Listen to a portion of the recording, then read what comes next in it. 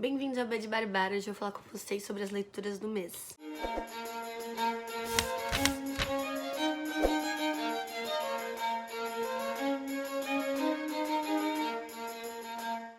Vamos lá. Esse mês eu li 2 livros de memórias de 2 africanos e eles se entrelaçam de alguma forma. Então eu li o livro da Scholastic Mukasonga, A Mulher de Pés Descalços. Esse livro aqui me causou reações muito complicadas, porque eu achei bonito o jeito que ela escreve, eu gostei de entender um pouco o contexto, né, do lugar e do modo como ela cresceu, mas eu esperava que ele falasse realmente do genocídio de Ruanda. O que ele faz é ambientar ou como eles estavam dentro de casa naquele momento, mas a gente não vê em si o genocídio de Ruanda.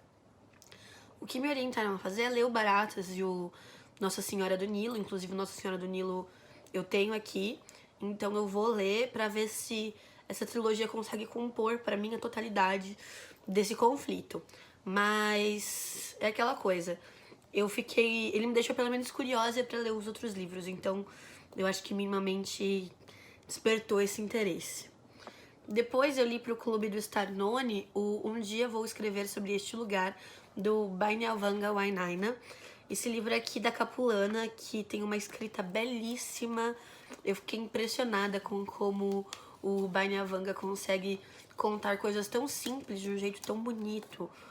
Ele fala sobre coisas bem pequenas, ele conta bastante sobre o dia a dia dele, bastante sobre coisas que, assim, não são empolgantes o suficiente num romance, mas você tem que levar em consideração que esse é um livro de memórias e que as nossas vidas não são tão legais quanto a ficção, né?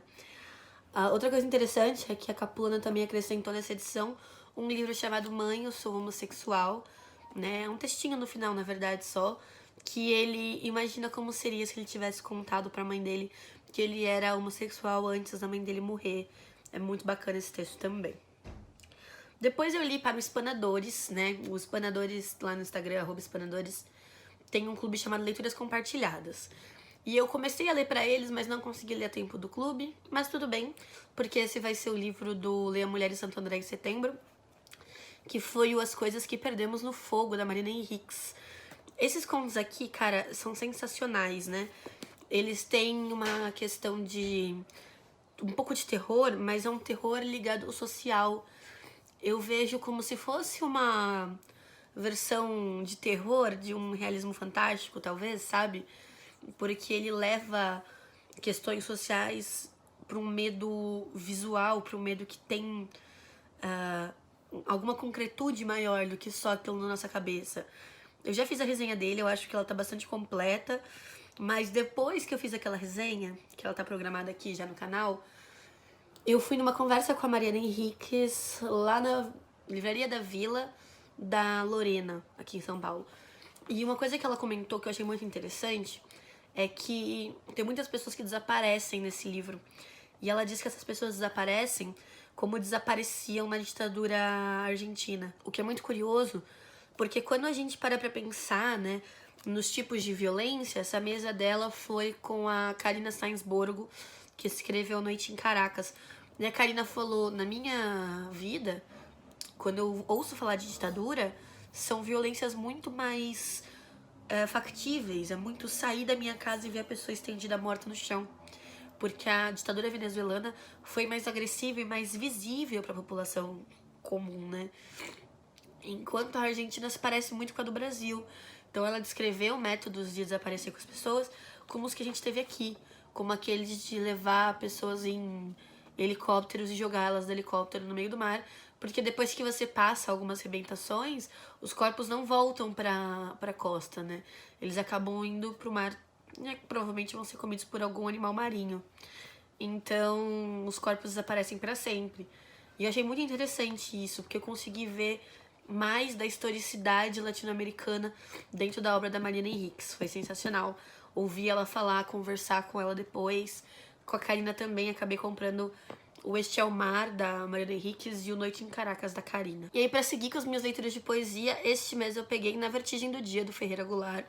Esse é o livro que vem cronologicamente, imediatamente após o Poema Sujo. Ele é um livro bom, ele é um livro que tem os quesitos políticos que eu tanto gosto no Goulart, mas ele ainda me deixou um pouquinho a desejar, eu esperava um pouquinho mais dele. Eu achei que depois dele, por ele ter vindo depois do Poema Sujo, ele estaria bem maduro, bem, sabe? Eu achei que eu ia ler e ia querer marcar tudo.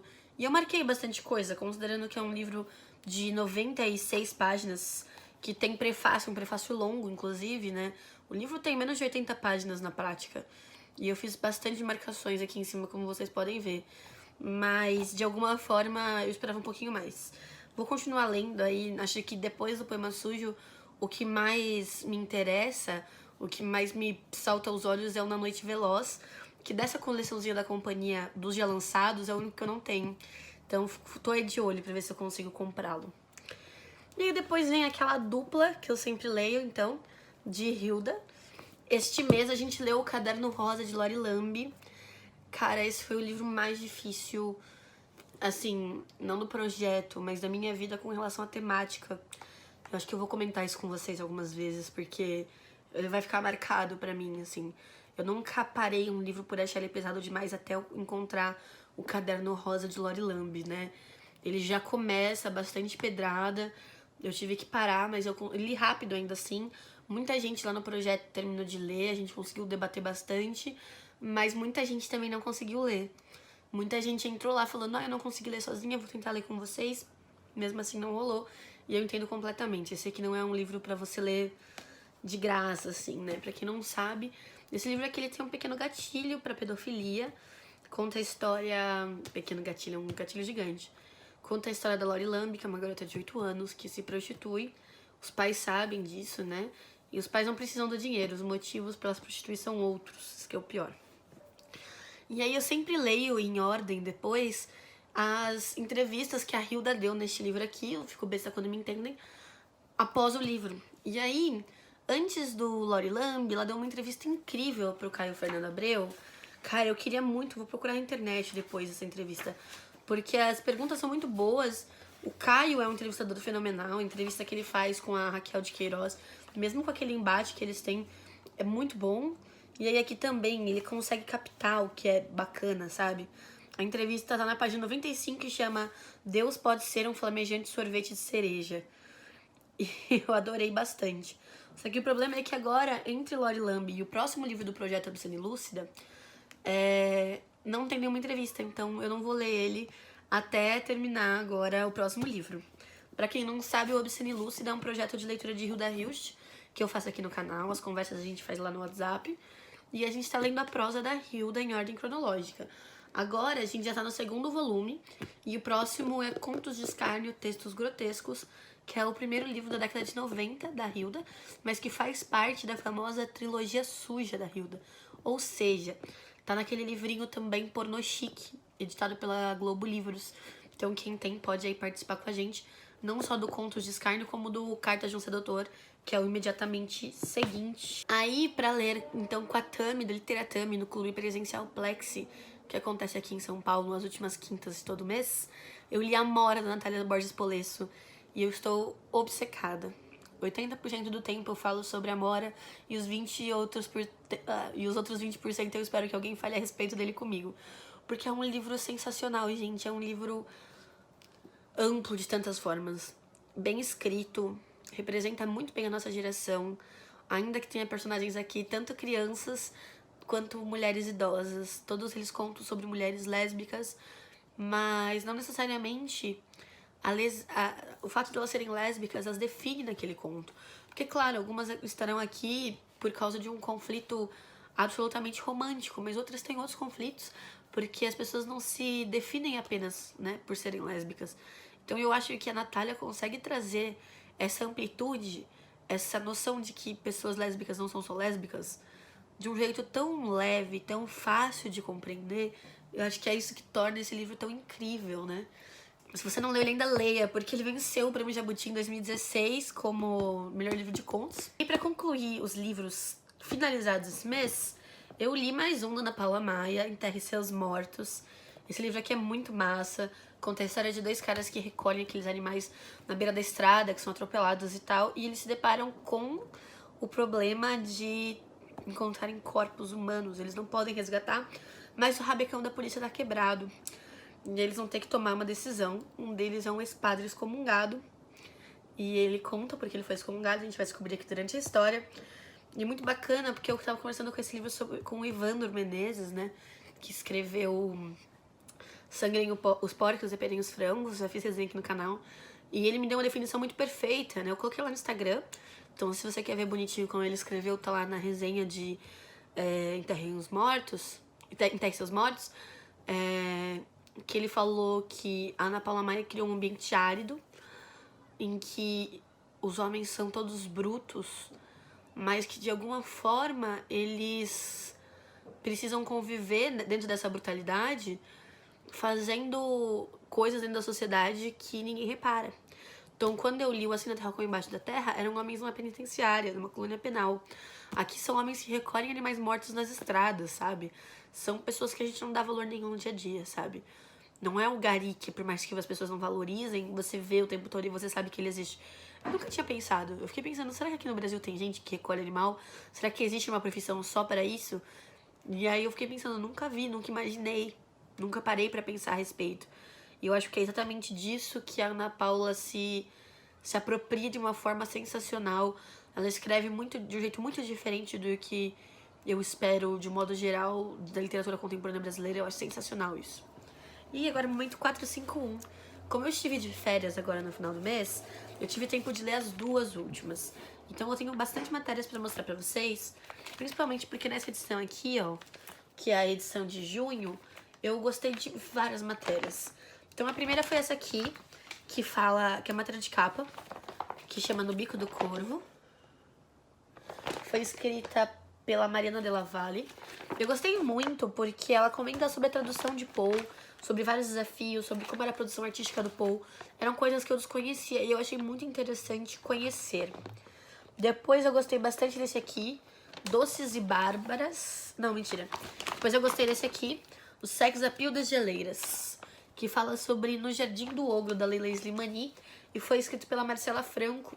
Então ela fala sobre como a Slimani tem uma naturalidade para fazer cenas eróticas, que geralmente não é comum em livros de mulheres, porque a gente não tem essa liberdade de mostrar nossa sexualidade dessa forma. Depois, esse aqui, nossa, esse aqui eu fiquei com muita vontade de ler. Meu aniversário é em setembro, quem quiser me dar presente, eu tenho uma dica. Esse aqui, ó, Sombrio Ermo Turvo, da Verônica Stiger. A matéria chama Distopias e Contos de Fadas, do Victor de Rosa. Cara, eu fiquei impressionada, assim, com a ideia desse livro. E é literatura nacional, viu? Eu achei, quando eu vi o título, eu achei que era estrangeiro por algum motivo, mas é literatura nacional do Sul. E por último, mas não menos importante, Um Arquiteto em Quadrinhos. Esse livro aqui fala sobre um homem que é arquiteto e virou quadrinista, e ele vai ser publicado agora no Brasil. Quem escreveu a matéria foi o Érico Assis e o nome do quadrinista é Manuel Fior. Ele vai ter uma entrevista, a entrevista vai ser publicado pela Mino, e 5.000 km/s, que eu fiquei com mais vontade de ler, vai ser publicado pela Devir. Não sei nem se já não foi publicado, né? Porque já faz um tempinho, já estamos aí em agosto, quando vocês estiverem vendo este vídeo. E aí, na revista do mês de julho, essa aqui é especial da Flip. Eu gostei bastante do que eles trouxeram. Eu fiquei com ainda mais vontade de ler também Os Brancos Sabem Dançar, do Calaf e Palanga, por causa dessa matéria aqui, que chama No Passinho do Kuduro, do Acauã Oliveira. Apesar dele citar alguns problemas aqui do livro, eu fiquei muito interessada em como ele faz uma ligação da música com a obra do Calaf. É claro que, assim, o Calaf, pra quem não sabe, ele é um membro de uma banda de Kuduro, e ele conta meio que a trajetória dele, da música do Kuduro, das músicas africanas indo para outros espaços.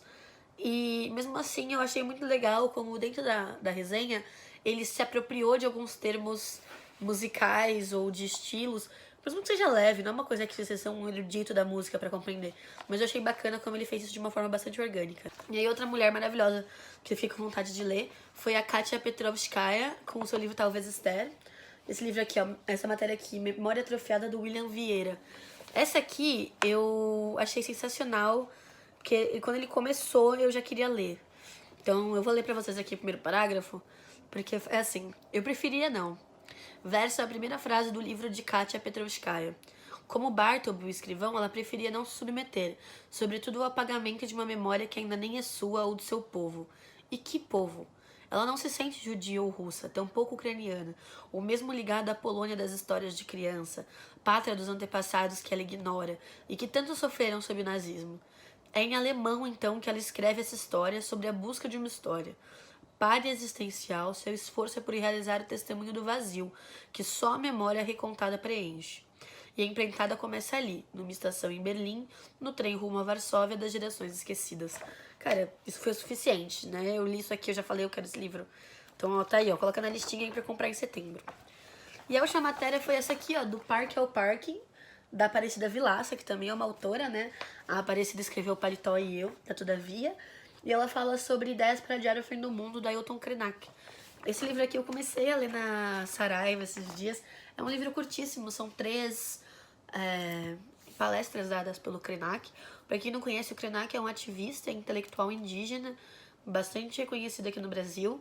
E eu comecei a ler, eu gostei bastante, só que eu não podia levar, né, por motivos de orçamento. Mas é um livro que eu pretendo trazer em breve para discutir um pouco essa questão ambiental aqui. E todas as críticas que a Aparecida faz são mais ao modo como se dispõe a edição do que é o que o Krenak diz, né? Porque parece que eles entram ali em consenso total. E aí, o que eu estou lendo agora enquanto estamos falando? Deixa eu pegar aqui na mesa. Eu estou lendo Lute como uma Garota, que é da editora, do grupo editorial Pensamento, do selo Cultrix. Esse livro aqui me foi enviado por eles, então eu agradeço bastante. Ele traz 60 perfis de feministas ou mulheres que de alguma forma contribuíram para a luta feminista. É prefaciado pela Mari Del Priori. E, cara, eu tô gostando bastante. Eu já tô aqui no 25 já. Eu terminei hoje o 25. E eu tô gostando bastante porque realmente traz mulheres que eu não conhecia. E é sempre muito bom aumentar esse leque ou ressignificar na nossa cabeça algumas mulheres que a gente achava certas coisas, como a Yoko Ono, no meu caso, e que agora eu tô apaixonada vendo o documentário dela já no Netflix. Inclusive, o documentário que me indicaram, que foi a Tarsila do Vratatá, chama Above Us Only Sky. É um documentário de 1h30 do Netflix que fala bastante sobre a relação da Yoko com o John, mas principalmente ao redor do tempo, assim, tipo, se passa muito no recorde de tempo em que eles estavam gravando Imagine, então é bem bacana. E aí, finalmente, eu estou lendo o último livro da série napolitana, A História da Menina Perdida.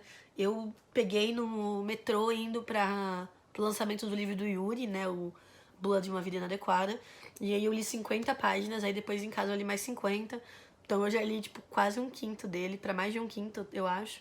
Rapidinho, né? Porque apesar de ser um calhamaço, é uma leitura novelão, assim, que a gente vai indo um monte com as páginas.